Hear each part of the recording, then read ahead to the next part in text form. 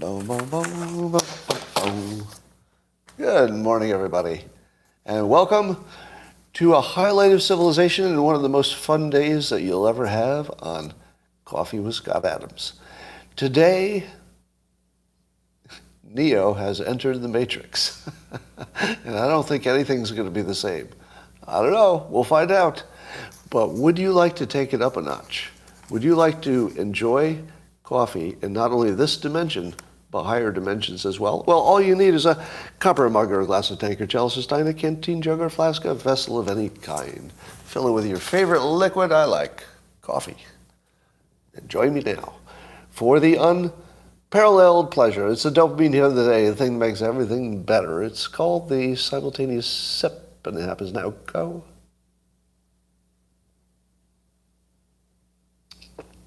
Yeah, freedom. Freedom. Well, I was very proud of my tweet last night. I tweeted the following: everything you can identify by its initials is working for its own interests, not yours. No exceptions. Now, how would you like a little persuasion tip to kick off your morning? What was the persuasion part of this tweet? I'll read it again. And you tell me what is the persuasion part. Everything you can identify by its initials is working for its own interests, not yours. No exceptions. Yeah, no exceptions. Do you know me well enough to know that, of course I know there are exceptions. Don't you know I know there are exceptions? Of course there are exceptions. Of course there are. But the fact that I make you think about it is what binds you to the tweet. So here's what I hoped you would do. Yeah, I'm seeing some exceptions like AIDS. Yeah, that would be an exception. So what you were supposed to do is say, well, this can't be true. Well, it can't be true that everything that you can identify by its initials is working for itself, not you. I mean, what about the FBI? Oh, okay. All right, but it can't be true of everything. I mean, take, for example, the IRS. Oh, okay. Well, at least you've got the GOP. Oh, okay. Yeah, and not all people. Not all people. I mean, what about AOC? Oh, yeah. But surely not BLM. Oh, yeah. Somebody said KFC.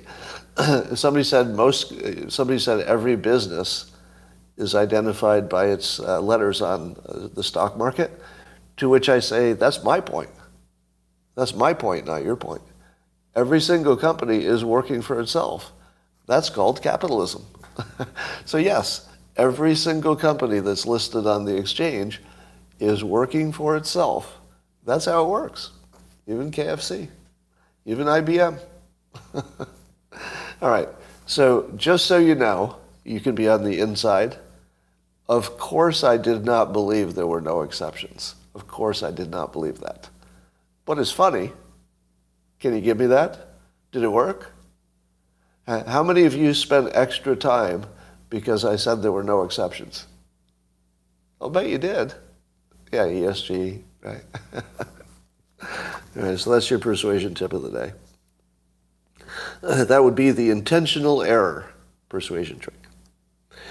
Well, I continue to watch CNN to see if they are turning toward the middle. And I do see signs of it. For example, we did see that even CNN people, I saw several of them, question whether Fetterman should have even done the debate. I'm not sure they would have done that a year ago. I feel like that was, clearly a move to the center. And Smirkanish, I think, was the one who said it directly. Maybe it wasn't his time. Maybe wait till next time. Which has nothing to do with the disability. I think you can be, perfectly appropriate and still say maybe next time was better for him. So along that theme, Chris Cillizza, who writes for CNN, and had been one of the most prolific anti-Trump opinion people. But here he is today. He says, he writes a little opinion piece It's just this weak little opinion piece. It looks like he dashed it off in 10 minutes. He says, with less than 2 weeks left before the November midterm elections, all signs are pointing to a strong Republican showing that would result in a switch of party control in the House and possibly the Senate. He goes, that's very good news for Donald Trump. And then I'm waiting for the twist, the part where, okay, now he's going to get him. And he just goes on to say that Trump will do what he always does, which is take credit. If the midterms go Trump's way, do you think Trump will take credit for the fact that a lot of people that, let's say the observers didn't think had a chance, or at least tie or might actually win? Yes. Not only will Donald Trump predictably try to take credit, but let me ask you, he deserves it, right? Right? I wouldn't question it one moment, would you? If Trump took credit, wouldn't you say, yeah, that's warranted? Because I believe that even the people who are doing things sort of independently from Trump are still conforming to Trump. Am I right? There's nobody who's out there completely independent of Trump if they're a Republican. If you're a Republican, you're running under a Trump set of parameters, whether you say it out loud or not. You don't have to say it out loud. Yeah, Trump would get complete credit for this, in my opinion. I think that would be completely justified. But here's the surprising part. Even Chris Cillizza says that's true. He says it a little more indirectly, but he does say that Trump campaigned for some of these semi-underdogs and that they might actually win, and that taking credit wouldn't be crazy, right? I mean, I'm adding that part. But I do see a genuine shift toward the middle for CNN. It continues. All right, the big story you all want to talk about is Elon Musk carried a sink into Twitter headquarters yesterday, an actual kitchen sink. Now, then he tweeted, that he was in Twitter headquarters, let that sink in. Now, was that the most brilliant thing that anybody ever did? See, you think that Elon Musk is mostly smart with technology. That's what you think. And he knows how to make money. But you really miss that his understanding of persuasion is as good as it gets. It's as good as it gets. Yeah, he's in the elite category of persuaders, and this was a perfect example. Who else would have carried a sink into Twitter headquarters? And I spent a lot of time trying to figure out why, right? How many of you spent a lot of time thinking about it and trying to figure out why exactly a sink? I actually still don't know. Oh, is that an old meme? It's an old meme? Let that sink in?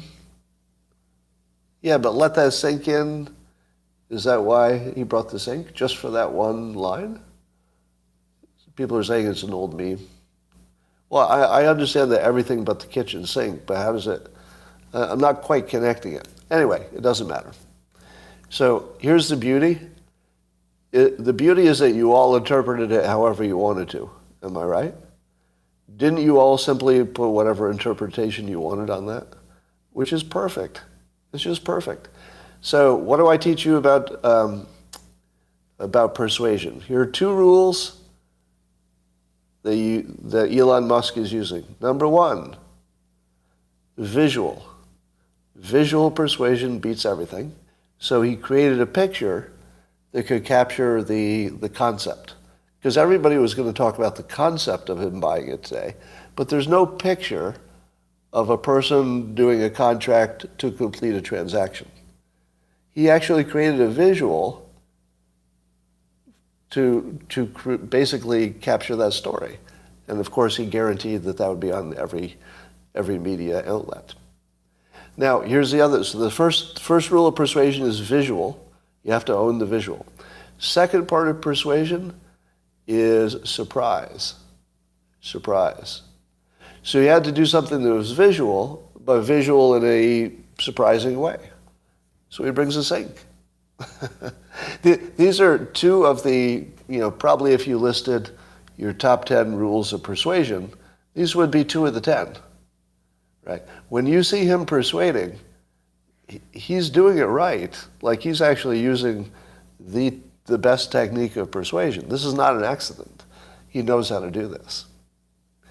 And I don't know where he learned it, but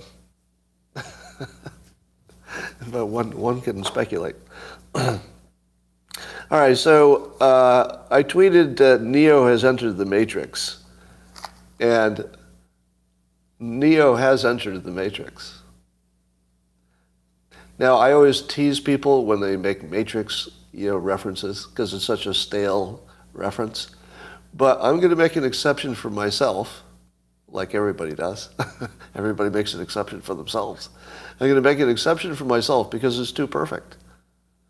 Because he actually is entering the, not exactly the Matrix, but once he has access to the algorithm, he actually controls reality. He's not just controlling a company, and he's not just controlling an important media enterprise. It's way beyond that. He's controlling reality. Neo has entered the fucking Matrix. He's literally, this is as close to a literal as you can get. He's not literally Neo, but it's as close as you can get, in our world. Now, do you think this marks a turning point, or is it just going to be another ownership of Twitter? And he'll do some funny things and nothing will change. What do you think? Do you think this changes everything or changes nothing? I think it's going to change everything. Maybe not right away, but faster than you think. And I'll develop this a little bit. Now, I saw somebody very smart on Twitter, Brian Romele. I wish I could pronounce his name. But he was speculating that this is just the first part, and that Elon might have his eyes on acquiring Rumble. Now, I own stock in Rumble, so full disclosure, I don't want to start a rumor that benefits me financially in some non-disclosed way, right? So I've got some stock in Rumble that I acquired because Rumble acquired Locals, and I had a small investment in Locals, so it went over to Rumble. What do you think? Do you think Elon Musk would buy Rumble? It feels like a natural, doesn't it? It does actually feel like a natural extension, but it feels like, who knows. So I'm not going to predict that, but I'll note that somebody else has predicted it. Somebody smart. Question number 1. What would happen, just hypothetically, if Twitter ends up changing the algorithm such that Democrats see real news for the first time? What would happen? Seriously. What would happen if Democrats saw real news for the first time? What will that do? Because I'm here to tell you that there's a mental health element to this that is underappreciated. Have any of you ever had the experience of thinking something was true, let's say about your own life, only to learn that what you thought was always true or had been true for a long time was completely untrue? I'll give you an example. Suppose you worked for Enron, and you'd worked for Enron for years, and then later you found out that Enron wasn't even a real company. It was basically a whole sham. Like, what would that do to your mental health? I know a woman, I won't name names, but somebody I knew, somebody I still know, obviously still know her, and she had been with a guy for years and years, and they were very close. Didn't feel like getting married necessarily, but it looked like it was heading that way. And one day, her boyfriend had some major health problem.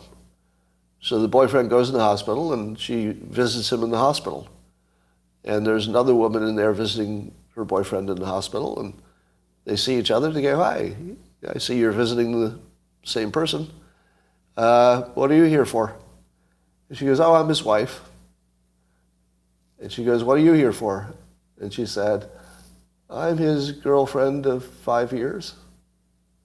And they learned for the first time he had 2 lives, 2 complete lives. Now, what happened to her mental health when she found out the last 5 years of her life were not what she thought? Wasn't easy. It wasn't easy. Like, it was really disorienting. I mean, you can imagine what that would do to you. Your whole life would be altered by that, because everything you saw would be, I don't know if I can trust that. What would you ever trust? You would never trust anything again, right? So, one possibility of Elon buying Twitter is that Democrats will see real news for the first time. Also, people on the right will see things from the left that they've never seen before. What will that do to people? Will that bring us together or make us crazy? Because I think the initial impact will be to make us disoriented. What happens when people get disoriented? Go back to your persuasion lessons. If everybody gets disoriented and they can't find their base anymore, like their team doesn't make sense, they're not sure which team they're on now, what happens? When people are disoriented, they don't thrive in chaos. No, that's not what happens. Cognitive dissonance, maybe. Cognitive dissonance may give them some escape. But there's something scarier.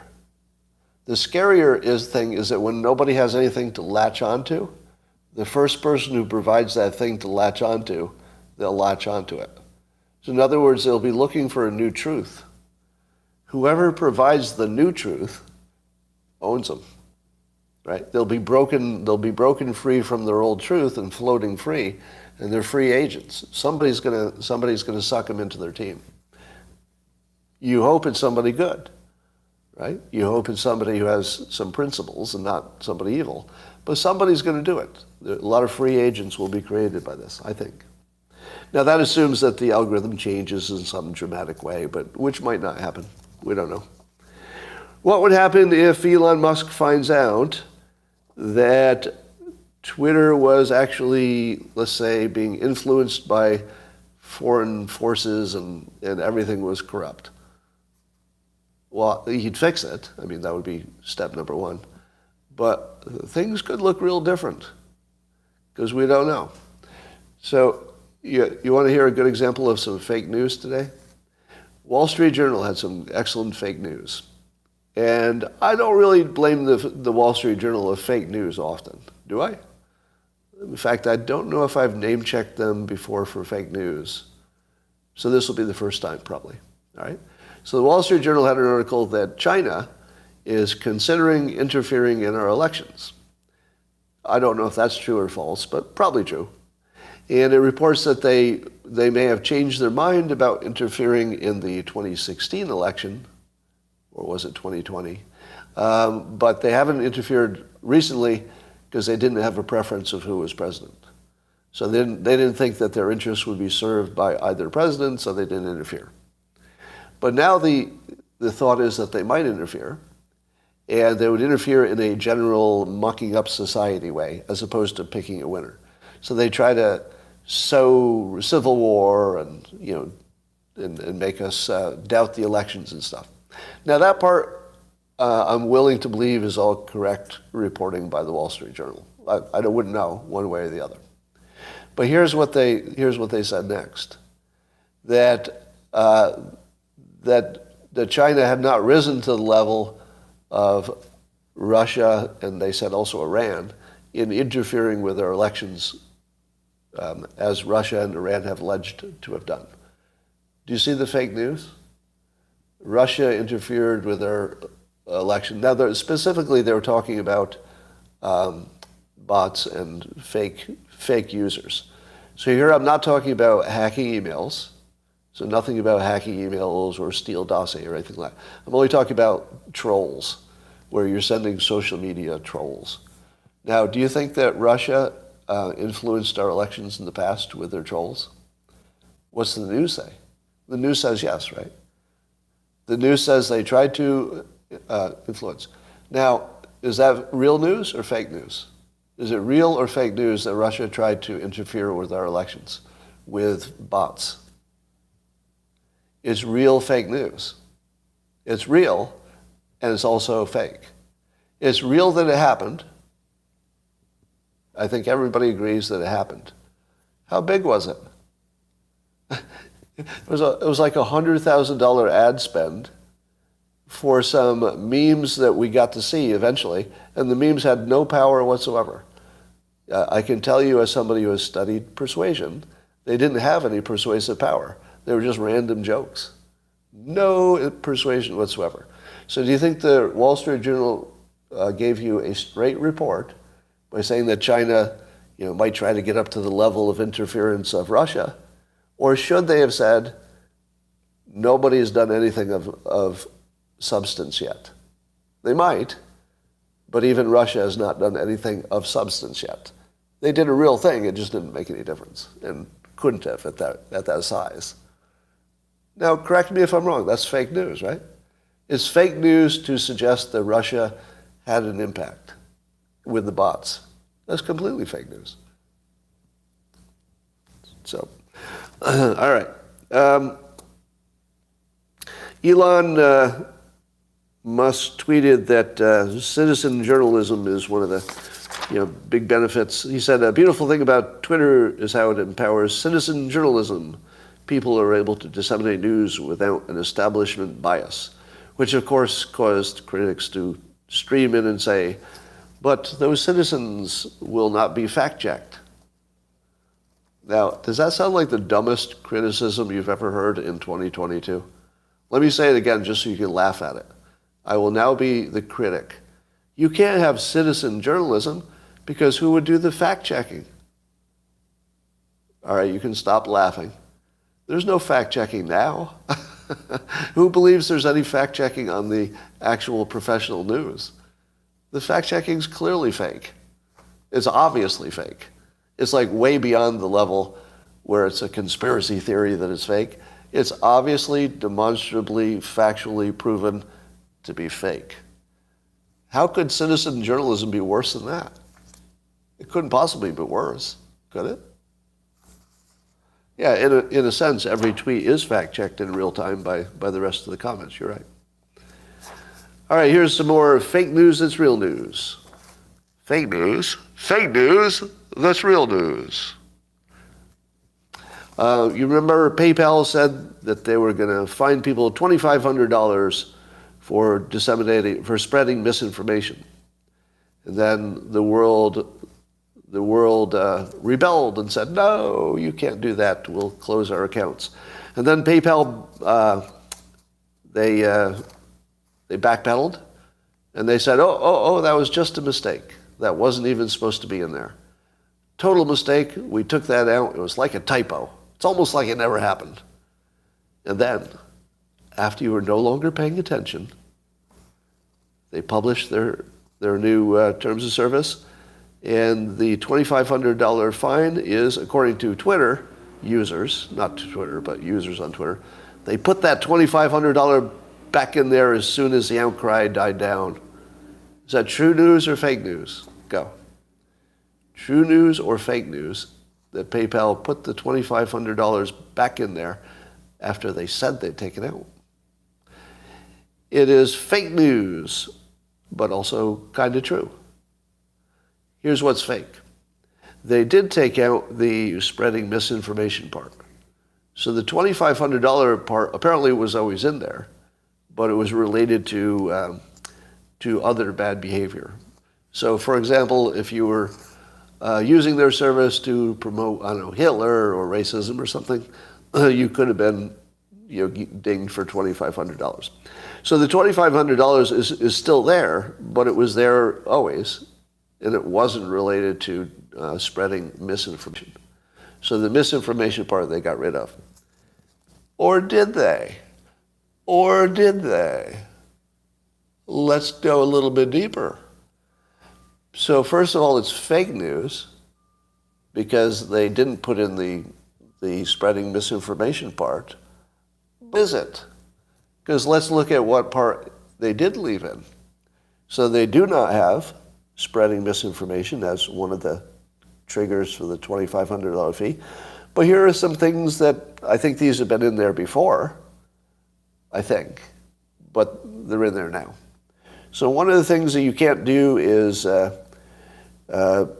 collect money for products that represent a risk to consumer safety. So you can't be doing something that would present a risk to consumer safety.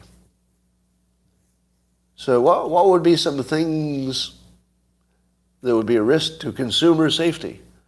Firearms. Firearms would be a risk to consumer safety. How about ivermectin?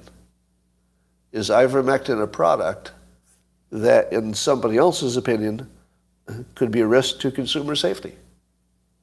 Well, I could interpret it that way, because even if somebody said, well, ivermectin is well tolerated, then could not PayPal say, it doesn't matter that it's well tolerated.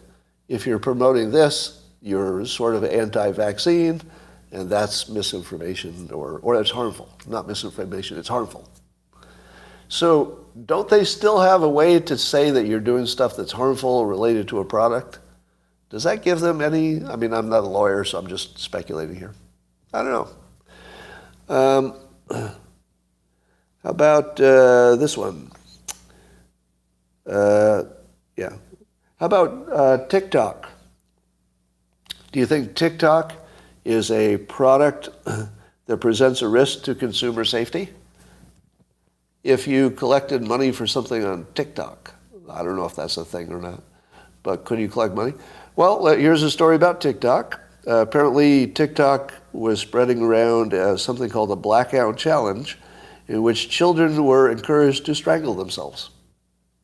I'm not making that up.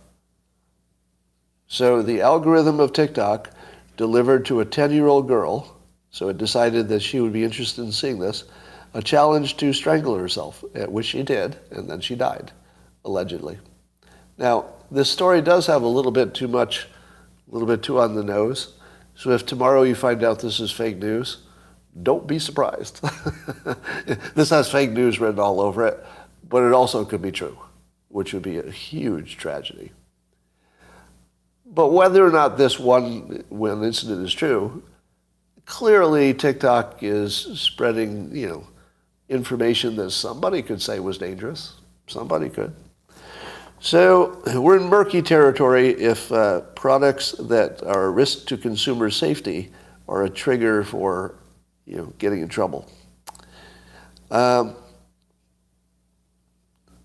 about this? You could also get in trouble, according to PayPal, if you're collecting money for sale of products or services identified by government agencies to have a high likelihood of being fraudulent. So if you sold ivermectin for COVID, then government agencies would say that has a high risk of being fraudulent. Right? Wouldn't that example fit that? So they do have some questionable elements in that terms of service, but we'll see how that works out. Let's see. More on AI, because as much as you hate talking about AI, it's the only thing that's going to matter in about 3 years. And you really need to be ready. You would be mad at me if I didn't warn you about this, right? Do you remember that it wasn't long ago when people who thought they were smart said, well, AI might take some of your factory jobs, but the last thing AI will be able to do is art? Do you remember when all the smart people thought AI couldn't do art? And do you remember when I kept saying, you are so wrong. No, art will be the first thing it can do. Why?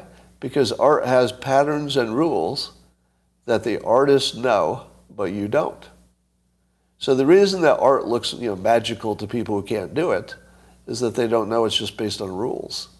And if they knew the rules, maybe they couldn't be as good as the great artists, but they could come close. For example, I discovered that humor has a formula.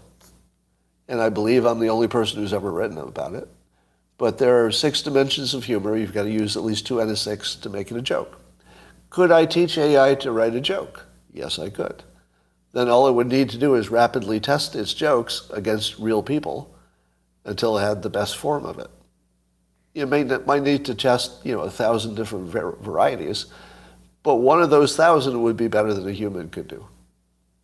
It's already there, right? It's just a trivial iteration until it can do humor and singing. It'll do music. It already does graphic art better than actual artists, in my opinion. Now, what it doesn't do yet is follow the boss's specifications as well as a human might, but that'll happen. So here's an example of how this is going to mess up every industry. I believe every industry is going to be turned upside down in 3 years or less. So Shutterstock, a company that sells photographs, or license them so you can use them in your own content. But it had a problem because people were putting computer-generated art on their site. And the computer-generated art would borrow from living artists and create a composite. And so the living artists were saying, hey, that's actually my art that it just stole and combined with somebody else's. You can't do that. And so Shutterstock is coming up with an idea in which they would compensate the original artists from which the AI borrowed. I don't see how that can work. Do you? Because how do you know what the AI borrowed from? It just doesn't seem workable at all. But they'll try to do it. Now, let me give you a secret to how to destroy a business model. Are you ready? So my business model is I'm a syndicated cartoonist. So if Dilbert does really well, I get a lot of benefit. But if another cartoonist who is also syndicated doesn't do well, very few newspapers buy it, for example, then they make a small income and I make a big income because Dilbert does well. Well, do you know what the newspapers want us to do? Us, the syndication. They want to combine all comics as one thing and then just charge one price, and then the cartoonists would sort of get an equal share because everybody's cartoon is being contributed to this product. Do you know what that does to me? Puts me out of business. Because I would never, if that business model becomes the dominant one, and it will, then I can't make money, right? It would lower my income, which is very worthwhile, down to a level that is not worthwhile, and then I would find something else to do that could pay better, because cartooning wouldn't pay. Right? That's what's going to happen with these photographers. So you start with the best photographers who can make insanely good pictures, and they're really the stars, and their stuff gets leased more. Those people will no longer be in that business because AI will make it unprofitable. So the best humans will retire immediately because they won't have a business model. So whenever you're doing something like combining people's art, you've destroyed the art industry. You got that? True with music as well. You know how music streaming, it was terrible for the most important artists, but it was probably good for the lesser artists. Okay? So everything is going in a direction the artists will be out of business if they're the star artists. Now, you might not care unless you're a star artist like I am, which is weird to call myself that, but it's true. I think at the moment, I'm not sure this is true, but I think I'm the most successful living cartoonist who still has a cartoon that's published for adults. I think Garfield's bigger, but that's more oriented toward kids. I think that's true. I think I just outlived artists who were better. So here again, let's talk about Ukraine. The Adam's law of slow-moving disasters. You all remember that? Years ago, I came up with this idea that humans reliably solve any problem they can see coming from a long ways away. if it's a really bad problem, they can still solve it if they have time. Like the year 2000 problem, like running out of oil in the 70s, just, all kinds of problems. Running out of food, we solved it, etc. So if you have time, we're fine. And here's another example of that.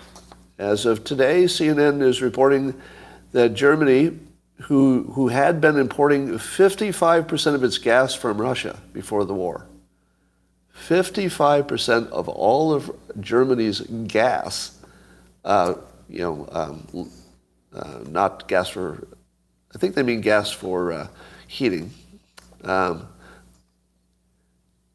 They've already replaced it. Yeah, LNG. They've already fully replaced it. Germany already has enough gas for the whole winter because they knew they had time. Now, if you told me that that was possible, I would have doubted it, actually. I would have doubted my own law of slow-moving disasters, because I couldn't imagine that they would build storage facilities or that they had storage facilities that would effectively double their capacity and they were just sitting there empty. I mean, how exactly do you store it? Or is it stored maybe on-site somewhere else, but they own it? Oh, you know what? I'll bet that's it. It's not stored in country. That's it. They own it, but it's probably still with the producer, right? Yeah, the producer still owns it. The producer holds it, but they own it. That's got to be it. But anyway, they worked it out. Now, Ukraine, of course, has a bigger problem. And I didn't see any note about the other European countries because maybe they had less exposure to Russia specifically. But if the other European countries are in as good a shape, then Europe is going to get through the winter. It's just going to be really expensive. And that would take away Putin's biggest weapon, wouldn't it? So Putin's biggest remaining weapons are nuclear weapons and freezing Europe. It looks like he's not going to get away with freezing Europe, and even Ukraine, I think, is going to, survive. It'll be difficult, but they will. Italy is upping drilling in the Adriatic Sea, somebody is reporting here. Citizen reporting, there you go. So here's the next thing that's happening. What happens when, so Putin, Russia, has threatened to shoot down Elon Musk's satellites. What do you think of that? So Putin and Russia actually threatened that they might take out satellites if the satellites are, helping Ukraine. Now, let me just put this out there. I've told you that AI will be able to do better than humans. The other thing that AI will do better than humans is persuade. It will be persuasive. Way more persuasive than humans, because you could just feed AI the 10 rules of persuasion and it would just use them. I could tell you the 10 rules of persuasion all day long and you'll still forget to use them. Right? But an AI will just use them correctly. It will also instantly test to see which things get more retweets. So AI could, in theory, very quickly be so powerful as a persuasion, it would be a weapon of mass destruction. Not a joke. Oh, I hate to quote Biden. My God, I just quoted Biden. That literally, with no exaggeration, no hyperbole, persuasion, once it's weaponized by AI, will be so powerful that it could cause a revolution, it could take down a country, it could turn off your power, it could kill everybody. So do you know who has access to a weapon of mass destruction of that size? Probably Elon Musk. Now, I think he's no longer involved with one of the big AIs that Sam Altman was backing. I think they were together at one point. I read something that said he might not be involved with AI now, but that's not true. He's doing AI with Tesla, right?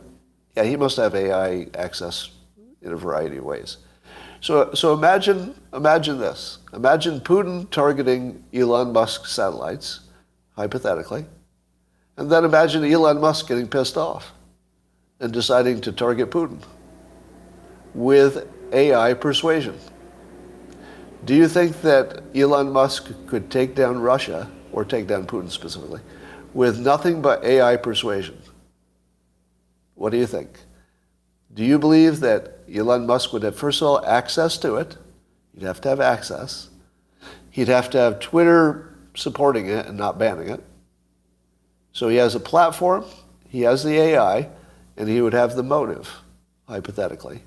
So if his satellites get targeted, Elon Musk has the power of a nation state, just about, as soon as he has Twitter, right? Because he will have the platform, he'll have the distribution, the satellites, and he'll have the AI to weaponize it in whatever way he wanted, if his ethical, let's say, if his ethical constraints allowed him to do that. Right? He might just say never use it for war. He might have an ethical constraint about weaponizing AI, which would be reasonable, actually. Right? So I would worry if I were Putin, because Putin can attack Ukraine and he might survive. But if he attacks Elon Musk's satellites, I don't think he has a chance. I don't think he has a fucking chance. I think Elon would take him out, and he would never know, right? Putin would just know that things went bad. You wouldn't know why, because the persuasion would be somewhat, under the hood. You wouldn't even see it happening. Anyway, the other thing is that if you're a gazillionaire, you can just bribe the highest people in the Russian government to do anything you want, can't you? Oh, here's a question for you.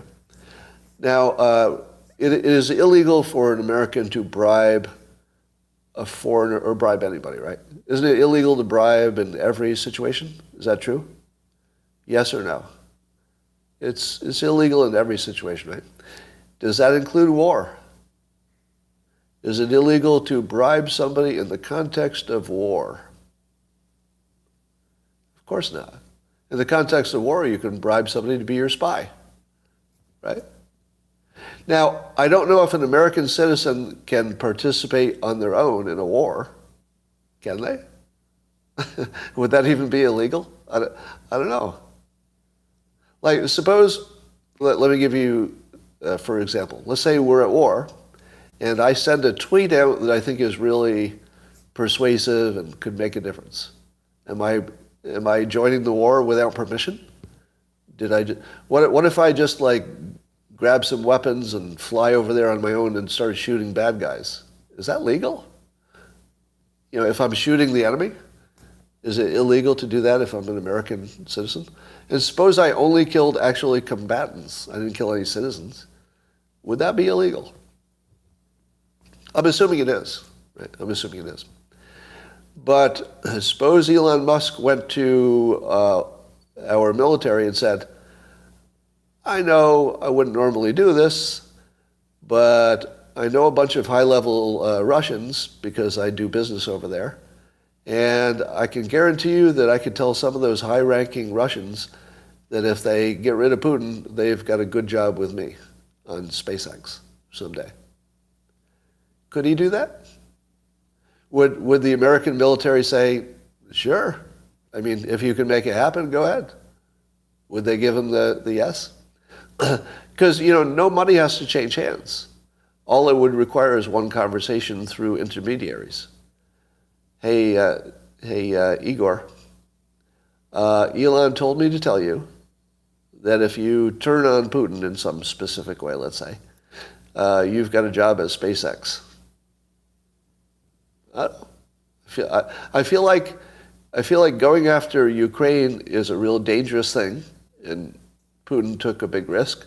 But going after Elon Musk would be another level of danger that I don't think he would take on, because you wouldn't see it coming, right? You wouldn't know what Elon Musk did back.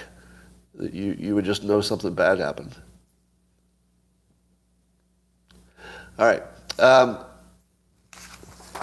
So The U.S., apparently Anthony Blinken says he's reiterated that the U.S. is tracking the Kremlin's nuclear saber rattling and has warned Putin not to use nuclear weapons. And I guess Putin knows what the response would be. And it would be a terrible response, something terrible. Now, let me ask you this. I don't want to get into, a definition of war, but is it really a war if you can tell the other side what weapons to use? Like, there's something weird about this. Am I wrong? If you can tell your enemy who's trying to kill you, if you can tell them what weapons they can and cannot use, is it really a war? I would say it's a negotiation. It's a war when you use all of your weapons. When you hold back your best weapons, I think that's just a negotiation that happens to involve bullets. Right? Yeah, chemical and nuclear being held back. Yeah. So to me, this looks like an active negotiation. If somebody wanted to win a fucking war, they'd use all their weapons. That's what I think. So it's partly economic, so we can sell military weapons, I'm sure, and partly just a extended negotiation. I mean, all war is negotiation. People say that. All right. Do you believe that somewhere in the world an AI is already being trained in the skill of persuasion? What do you think? Well, if it's not, that would be an obvious oversight. Yeah, it's already happened, of course. And her name is Trinity, yes. Was the Cold War a negotiation or a war? Well, it wasn't a war. It was a bunch of bullshit, is what it was. I still maintain that the reason for the Ukraine war is not any reason that's been mentioned. Do you want to know my reason for the Ukraine war? Do you remember what it was? Let's see if you can remember. So my reason for the Ukraine war is not Hunter's laptop, not about money, not about money laundering, not about lithium, not about the World Economic Forum, not about lithium, not about money, not about resources, not about ego, not about NATO expansion. Right? You know what I think it was? The root cause. You ready? Not about regime change, not about land, not about military. Nope. It's simpler than that. There are too many Russian experts in our government. That's it. There are too many Russian experts in our government. And let me really fuck up your mind here. Here's a mental challenge. Imagine if the number of Russian experts in our government, let's say that all changed, and that was a small number, and the number of, let's say, Iranian experts in our government was expanded to the number of Russian experts. Do you think we would be starting a war with Iran if most of our experts were Iranian experts? Yes, we would. Right. You're going to start a war with whoever you have the most experts with. Why? Because there will be the most number of voices telling you need a war so that those experts are more important. Follow the money, right? If you follow the money, it goes all the way down to how many experts are on each team. If we only had one Russian expert who was really good, just one person, but they're really good, and everybody knew they were really good, do you think that one expert could start a war? No. It's just one person. But as soon as you've got Russia experts all through your organizations, they're going to be looking for a war with Russia because that's what makes them important. It's good for their income, good for their careers, good for their prestige, good for everything. So of course there's going to be a war if you have a lot of Russian experts. So all of those other reasons above that, those are all fake. They're all fake. Because you could recreate this situation you could predict it just by the number of experts. That's all it would take. Right. Yeah. The people who only have a hammer think everything looks like a nail. Because aren't you confused about the fact that the United States and Russia have any beef whatsoever? Doesn't it make no sense? It doesn't make any sense.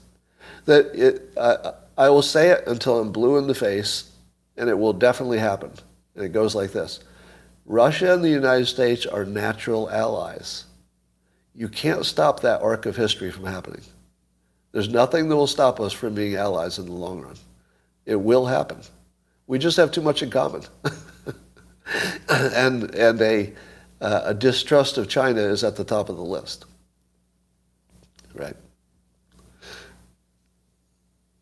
So I suspect that the way we solve Ukraine is by bringing space and a future where we can work together into the mix. Now, do you think the United States could ever propose that we work together with Russia? No, because there are too many Russia experts.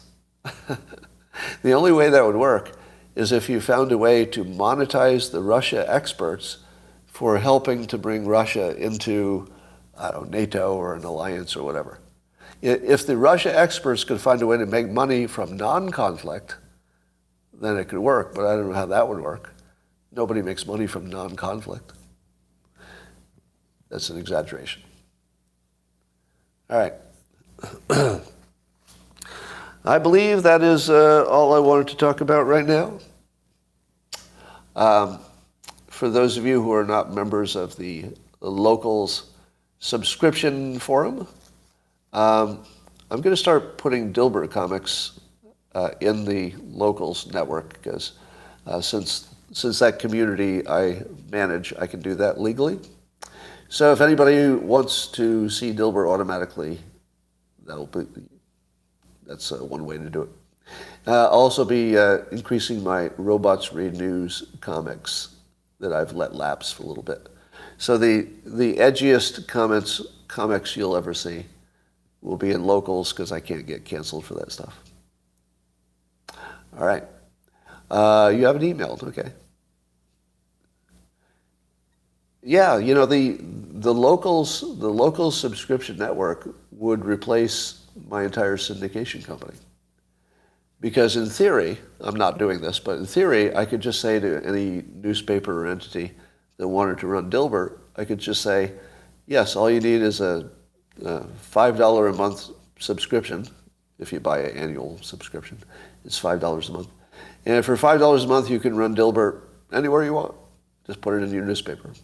And they could just go get it. They just screen grab it or whatever they need to do. Or download it. All right. I have a question for you. I need to use the collective mind. So I've done this experiment before, but every time I do it, I'm fascinated. And I'm going to ask something that's purely for my own benefit, but maybe it helps you too. Here's a question.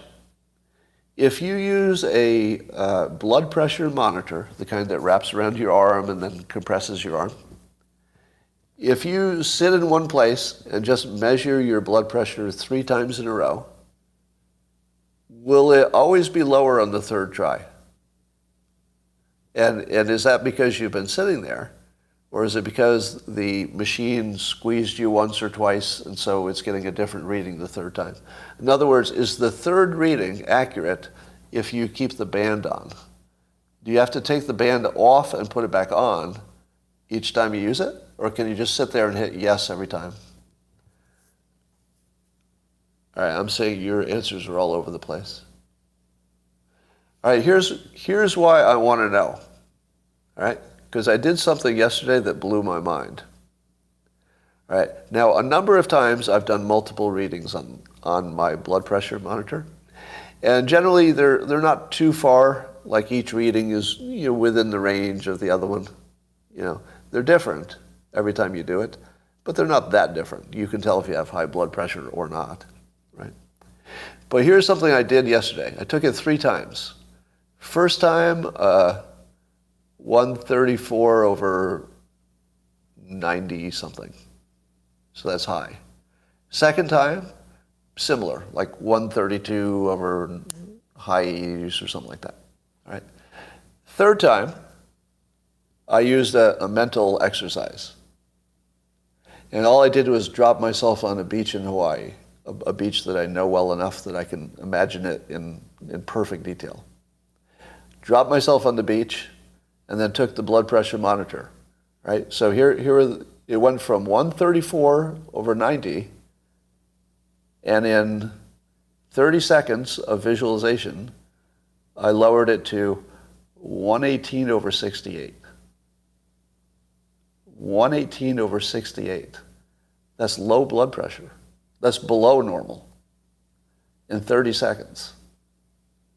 Now here, don't take this as impressive. That's not where I'm going with this. I'm not saying that really worked. I'm asking you if it really worked. I'm not claiming it. I'm not claiming it worked. I'm asking you if I fooled myself because the cuff was just looser on the third try. Now, I'll try to recreate it. You were taught to do it by a psychologist. Now, here's what you need to know. Yeah, as you know, I'm a trained hypnotist, and I can do self-hypnosis. It's one of the things that I learned, learning hypnosis. And self-hypnosis is sort of a rapid meditation.